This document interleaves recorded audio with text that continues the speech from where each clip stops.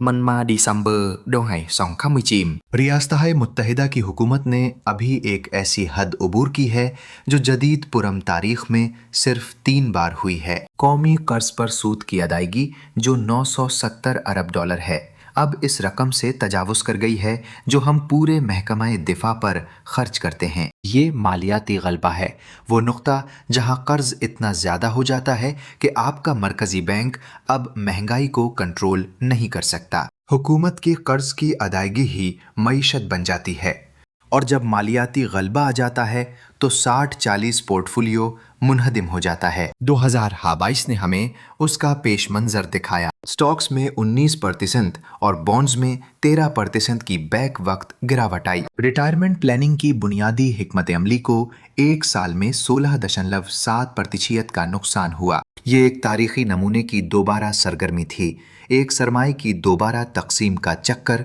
जो पिछली सदी में 3 बड़े बहरानों में सामने आया और ये अभी दोबारा हो रहा है। इस वीडियो के इख्तिताम तक आप बिल्कुल समझ जाएंगे कि करेंसियों के गिरने पर कौन सी 3 असासजात की क्लासें दौलत को महफूज रखती हैं, वो क्यों कारामद हैं और ज़मीन के सबसे अमीर सरमायाकार पहले ही कैसे पोजीशन ले रहे हैं। मुझे आपको कुछ ऐसा दिखाने दें जो एक बार आप देख लें तो उसे भला नहीं पाएंगे। 3 सल्तनतें, 3 करेंसी बुहरान, एक ही नमूना। पहला बुहरान वाइमर जर्मनी 1922-1923। 1922 के अवाइल में 160 जर्मन मार्क्स से आप एक अमरीकी डॉलर खरीद सकते थे। नवंबर 1932 में 2 साल से भी कम अरसे बाद 4.2 खरब मार्क्स से आप $1 खरीद सकते थे। जर्मन हुकूमत ने पहली जंग अज़ीम की अदायगी के लिए बेतहाशा नोट छापे।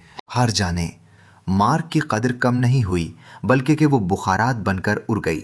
लोग दोपहर के खाने के वक्फे के दौरान बेकरियों की तरफ भागते थे क्योंकि काम के दिन के इख्तिताम तक उनकी उजरत से रोटी भी नहीं खरीदी जा सकती थी। बैंक नोट लफ्जी तौर पर वॉलपेपर बन गए। ताहम ये बात काबिल ज़िक्र है कि German stock market hyper inflation के दौर में दर हकीकत बराए नाम तरक्की कर रही थी, लेकिन इससे दिवालियापन नहीं रुका। उन बराए नाम मुनाफे की कुव्वत खरीद महज एक फरीब थी क्योंकि अशिया की कीमतें स्टॉक की कीमतों से कहीं ज़्यादा तेज़ी से बढ़ गई थीं। कौन बेचा रहा? वो लोग जो जिस्मानी सोना, सोने से मुंसलिक गैर मुल्की करेंसी और ज़रई ज़मीन जो खुराक पैदा कर सकती थीं रखते थे। दूसरा बुहरान 1970 की दहाई में अमेरिका में स्टैगफ्लेशन, इफरात की शरह 5% से बढ़कर 1975 तक 25% से ज़्यादा हो गई। 1973 बाजा में अरब ममालिक की पाबंदी के बाद तेल की कीमतें 4 गुना बढ़ गईं। गंदम की कीमतें 3 गुना, मकई की कीमतें तकरीबन 3 गुना और सोयाबीन की कीमतें 4 गुना बढ़ गईं। 60 पॉलिस पोर्टफोलियो तबाह हो गया। बिगिंस की कदर कम हो गई क्योंकि इफरात ज़र ने मुकर्ररा अदायगियों को ख़त्म कर दिया। ग्रोथ स्टॉक्स गिर गए क्योंकि बढ़ती हुई डिस्काउंट रेट्स ने उनकी कदर को तबाह कर दिया। कौन बचा रहा? सोने ने इस दहाई में टूल्स सालाना 22.1% हकीकी मुनाफा दिया। अमरीकी ज़रई ज़मीन की बराए नाम कदर 1970 से 1980 तक 438% बढ़ गई। इफरात ज़र को मद्देनज़र रखते हुए भी ये एक अहम हकीकी कदर में इजाफा था।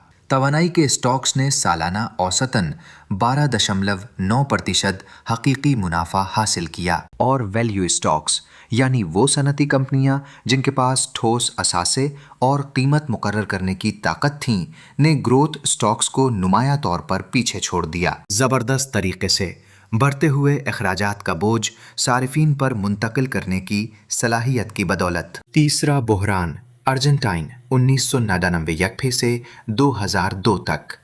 अर्जेंटाइन ने अपने पैसों को अमरीकी डॉलर के साथ 1/1 की बराबरी की शरह पर मुंसलिक किया। इब्तदाई तौर पर यह मंसूबा कामयाब रहा। इफरात ज़र काबू में आ गया। बरामदात में 12 बिलियन से 27 बिलियन डॉलर तक तेजी से इजाफा हुआ। ताहम इसके बाद ब्राज़ील ने 1999 में अपनी करेंसी की कदर कम कर दी। अर्जेंटाइन की बरामदात कम मुसाबिकती हो गईं।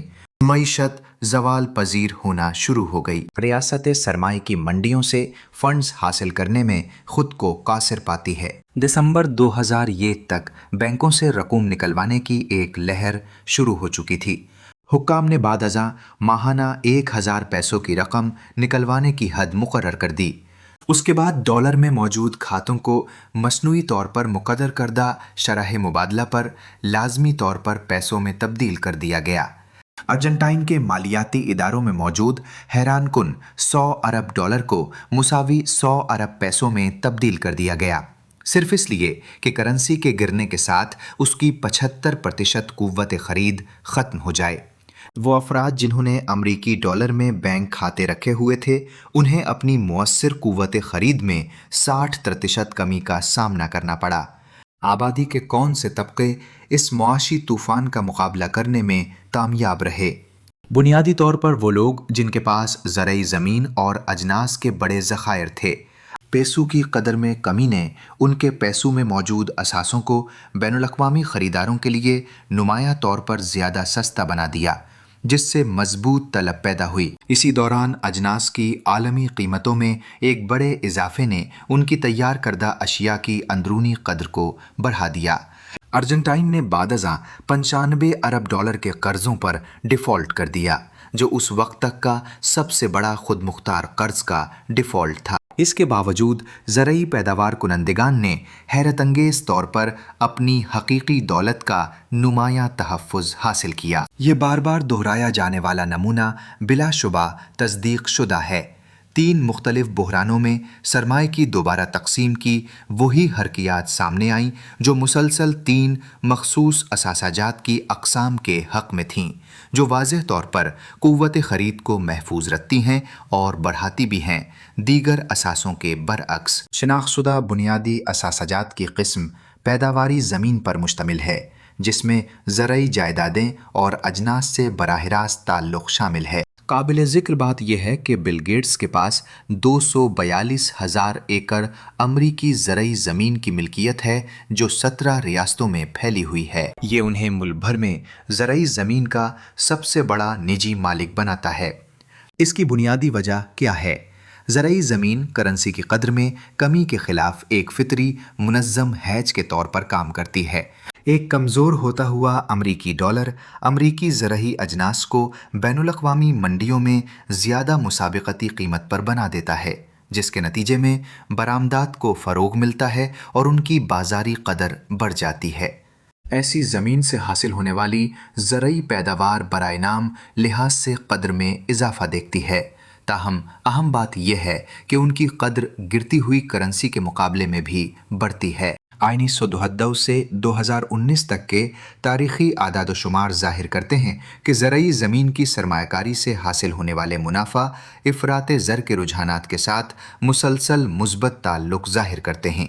1992 की दहाई के दौरान ज़रई ज़मीन मुसलसल CPI इफ़रात ज़र से बेहतर कारकर्दगी का मुज़ाहिरा करती रही, जिससे औसतन सालाना 11.1% का प्रीमियम हासिल हुआ। इससे ज़ाहिर होता है कि अगरचे इफ़रात ज़र के दबाव की वजह से उमूमी कीमतों में 11% का इजाफ़ा हुआ, ज़रई ज़मीन की कदरों में हकीकी इफ़रात ज़र के मुताबिक एडजस्ट शुदा शराइत में मज़ीद 11% का इजाफ़ा हुआ। ख़रीदारी की क़ुव्वत के लिए एक हकीकी तहफ़्फ़ुज़ हालिया अदवार में भी ख़ास तौर पर 2000 से 2009 तक ज़रई ज़मीन की इफ़रात ज़र के मुकाबले में बेहतर कारकर्दगी 7.6% रिकॉर्ड की गई। उसके बाद 2010 और 2019 के दरमियान ये प्रीमियम 4.8% रहा। ये रुझान सिर्फ चक्री नहीं है, बल्कि ये बुनियादी साख्ती खुसूसियत की नुमाइंदगी करता है।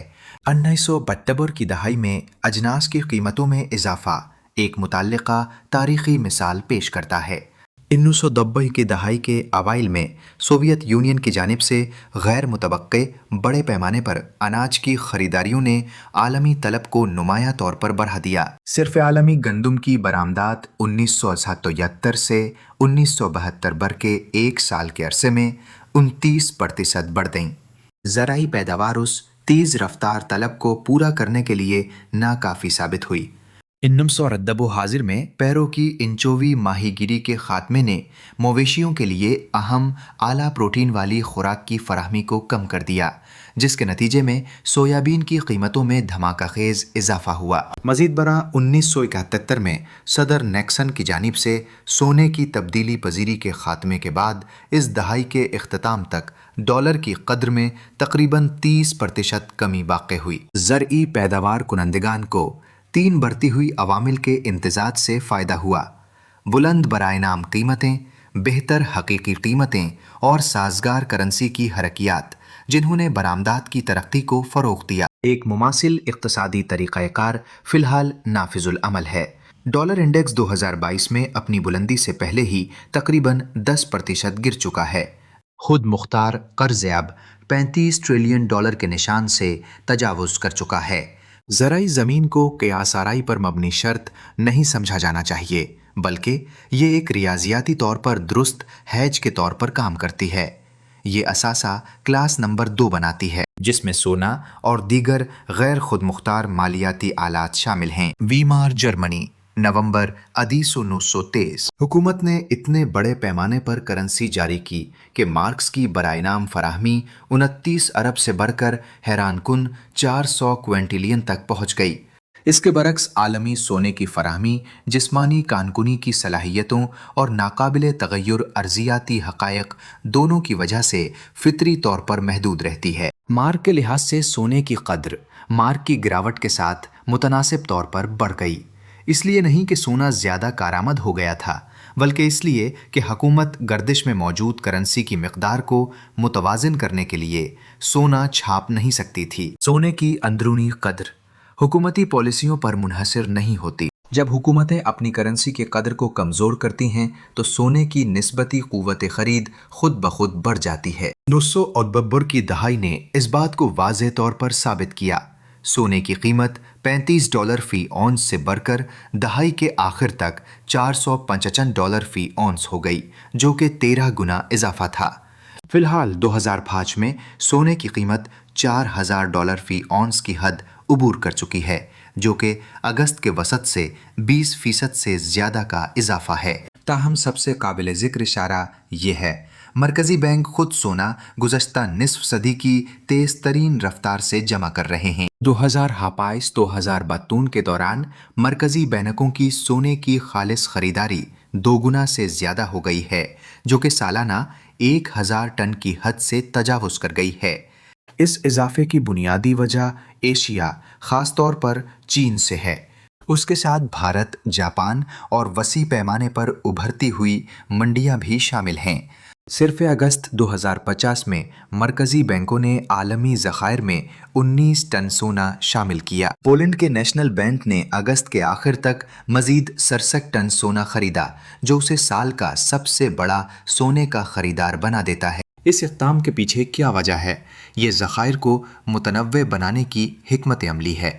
عالمی غیر ملکی زر مبادلہ کے کل ذخائر میں ڈالر کا حصہ ایک دہائی قبل 65% سے کم ہو کر فی الحال 58% سے بھی نیچے آ گیا ہے۔ مرکزی بینک کھلے عام امریکی ٹریجری بانڈز کی اپنی ہولڈنگز میں کمی کر رہے ہیں اور ساتھ ہی سونے کے ذخائر میں اضافہ کر رہے ہیں۔ یہ کوئی قیاس آرائی نہیں ہے، یہ ایک ادارہ جاتی اعتراف ہے کہ ڈالر کا واحد ریزرو اثاثہ کے طور پر کردار اپنے اختتام کو پہنچ رہا ہے۔ فزیکل گولڈ ETF میں سرمایہ کاری کا بہاؤ ستمبر 2025 میں ریکارڈ سطح پر پہنچ گیا۔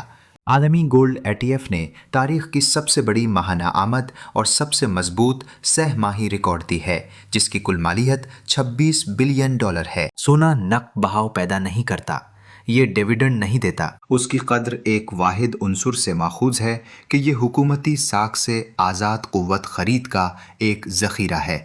ایسے وقت میں جب عوامی قرض ریاضیاتی طور پر ناقابل برداشت سطح پر ہے اور مرکزی بینک کی آزادی پر سوال اٹھائے جا رہے ہیں، یہ خصوصیت अनमोल हो जाती है। असासों की तीसरी किस्म कदर पर मबनी इक्विटीज़ पर मुश्तमिल है, जो अपने ठोस असासों की बुनियाद और मजबूत कीमतों के तयन की ताकत से मुमताज़ हैं। मुआशी बदहाली के अदवार में तमाम इक्विटी सरमायाकारी यकसा लचक या कारकर्दगी का मुजाहिरा नहीं करती। तरक्की पर मबनी इक्विटीज़ ख़ास तौर पर टेक्नोलॉजी कंपनियां जिनकी मौजूदा आमदनी न होने के बराबर है और मुस्तकबिल के मुनाफा के कयासी तखमीने हैं, बढ़ती हुई महंगाई के दौरान नुमाया तौर पर कमज़ोर पड़ जाती हैं। उन कंपनियों की हकीकी कद्र सिर्फ उस पर मुनहसर है जो दूर दराज मुस्तकबिल में मुतवक्के नक़द बहाव हैं। डिस्काउंट रेट्स का दोगुना होना हमेशा उन मुतवक्के मुस्तकबिल की आमदनियों से मंसूब मौजूदा कद्र को आधा कर देता है। ये नतीजा एक बुनियादी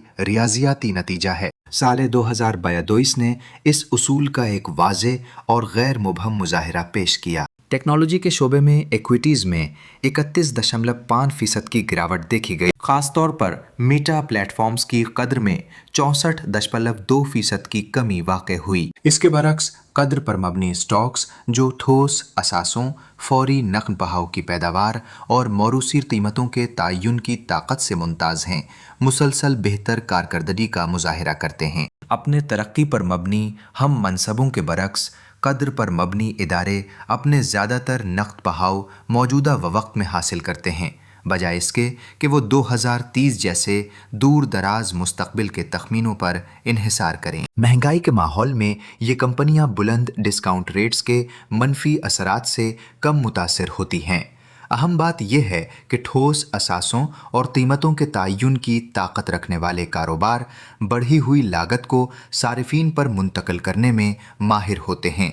इस तरह अपने हकीकी मुनाफा के मार्जिन को महफूज रखते हैं। तवानाई के शोबे की इक्विटीज़ इस रुझान की सबसे ज़्यादा कायल करने वाली मिसाल पेश करती हैं। उन कंपनियों की आमदनी के ज़राए फितरी तौर पर तवानाई की अशिया की कीमतों में उतार चढ़ाव से मुंसलिक हैं। तारीखी तौर पर नुमाया महंगाई के अदवार में तवानाई के स्टॉक्स ने 74% मौक़े पर महंगाई को पीछे छोड़ दिया है, जिससे औसतन 12.9% सालाना हकीकी मुनाफा हासिल हुआ। रियल इस्टेट इन्वेस्टमेंट ट्रस्ट रीट्स जो फ़हाल जायदादें रखते हैं और ऐसे लीज़ मुआहदे रखते हैं जो किराए में इजाफे की इजाज़त देते हैं, भी मजबूत कारकर्दगी का मुजाहिरा करते हैं। इक्विटी रीट्स ने तारीखी तौर पर मुशाहिदाशुदा अदवार के 66% में महंगाई को पीछे छोड़ दिया है, औसतन 4.7% हकीकी मुनाफा हासिल करते हुए। अगर दख्तरी या सनती लीज़ के मुआहदों में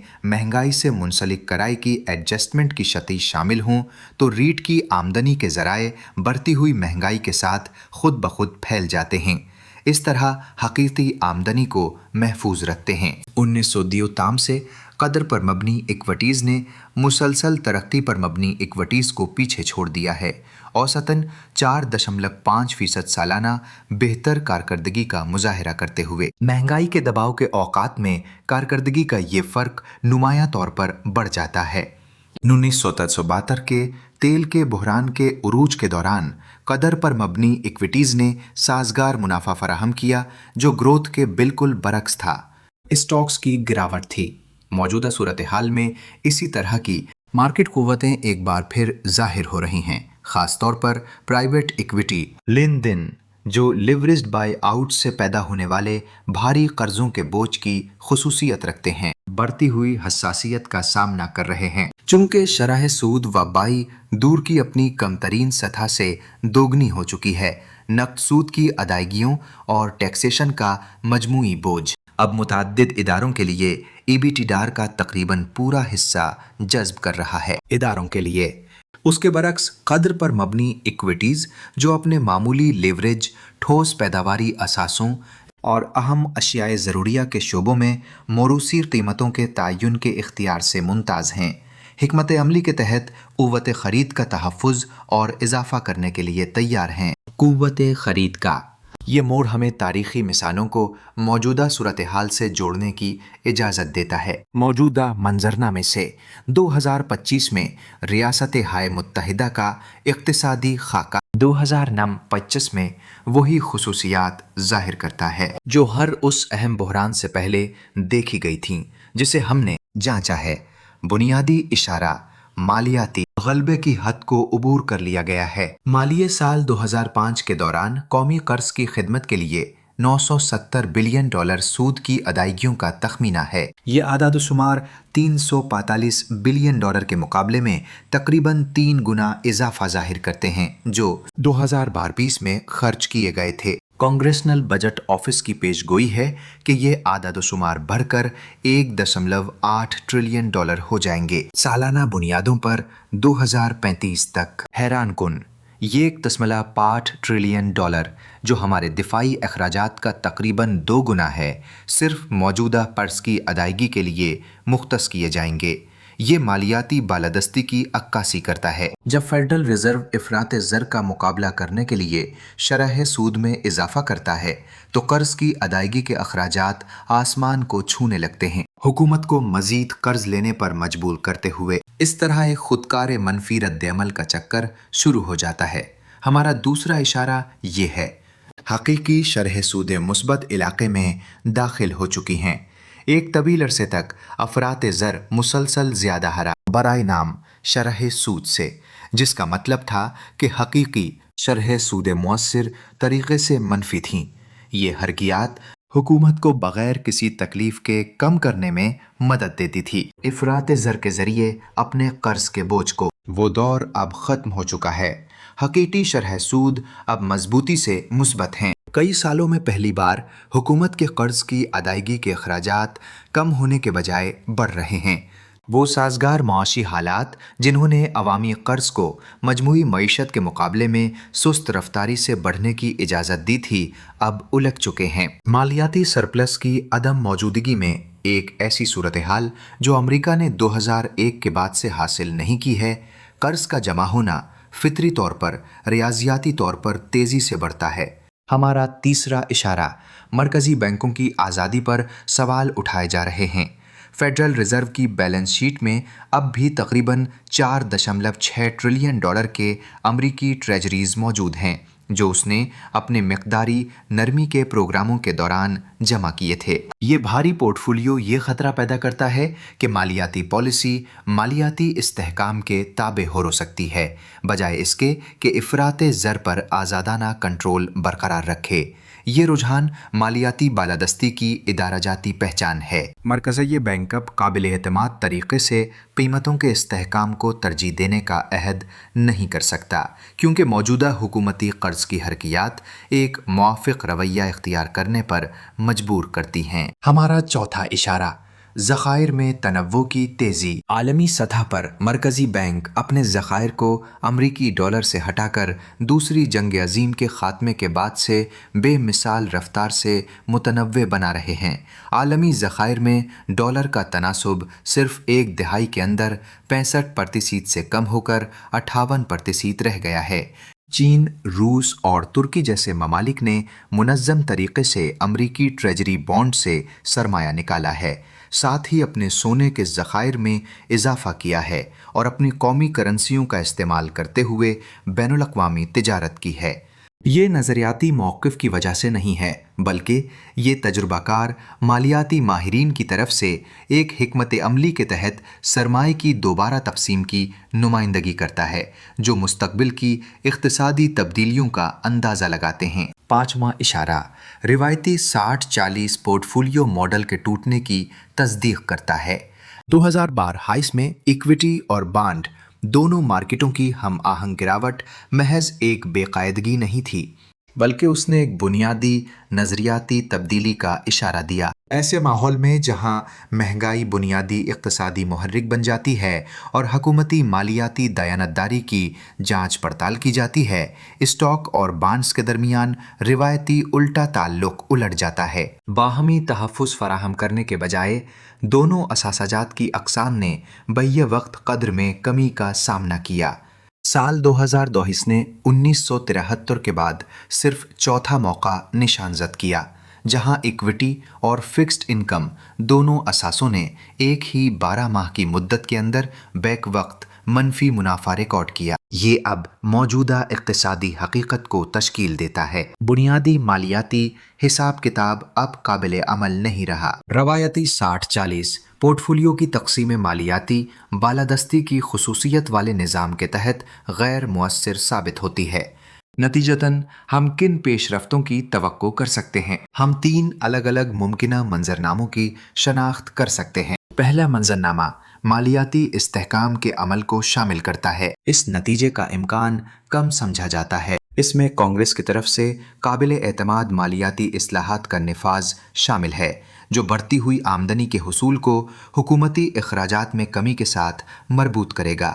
عوامی قرضوں کی سطح اس کے بعد مستحکم ہو جائے گی۔ امریکی ڈالر کو قدر میں اضافے کا تجربہ ہوگا۔ سرمایہ کاروں اور مارکیٹ کا اعتماد بحال ہو جائے گا۔ ایسا نتیجہ نظریاتی امکان کے دائرے میں رہتا ہے، سیاسی نقطۂ نظر سے یہ بھی اتنا ہی ناقابل عمل ہے۔ ہمارا دوسرا ممکنہ نتیجہ مالیاتی دباؤ، ایک معتدل امکان، بتدریج تبدیلی۔ قومی کرنسی بتدریج اپنی قدر کھو دیتی ہے۔ حقیقی شرح سود کو منظم افراط زر کے دباؤ کے ذریعے اقتصادی ترقی کی سطح سے نیچے برقرار رکھا جاتا ہے۔ ریاست افراط زر کے اقدامات کے ذریعے بتدریج اپنے قرض کے واجبات کو کم کرتی ہے اور ساتھ ہی بچت رکھنے والوں کی قوت خرید کو بھی گھٹاتی ہے۔ یہ مالیاتی گراوٹ کی زیادہ کنٹرول شدہ نرم لینڈنگ کی صورت ہے۔ یہ حکمت عملی خاص طور پر برطانویوں نے 1976 کے سٹرلنگ بحران کے بعد استعمال کی تھی۔